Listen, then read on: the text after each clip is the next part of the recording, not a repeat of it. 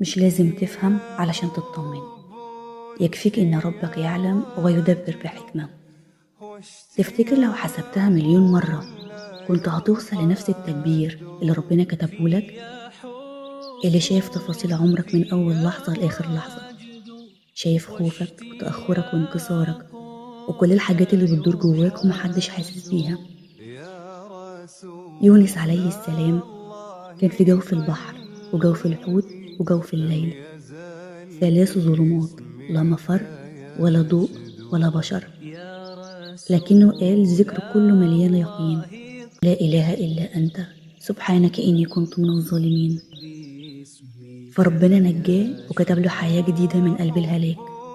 كم مرة ربنا أنقذك وإنت بتغرق، وكم مرة كنت على مركب من ورق وخرجت سليم، وكم مرة قلت خلصت خلاص، لكنه فتح لك باب جديد من حيث لا تدري. كل اللي حصل كان لحكمة، وكل اللي ضاع ما كانش ليك، وكل اللي جاي جاي بتوقيت ربنا مش بتوقيتك انت. فما تخافش من التأخير وما تتكسفش من ضعفك، انت مش لوحدك.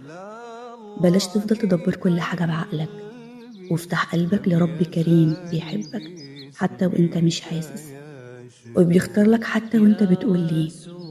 اللي خلقك مش نسيك، واللي رحمك في أضعف لحظة مش هيسيبك في حزنك. خلي يقينك فيه أكبر من خوفك من أي حاجة، وتعلم تقول من جواك زي ما قال أنبياؤه: حسبنا الله ونعم الوكيل.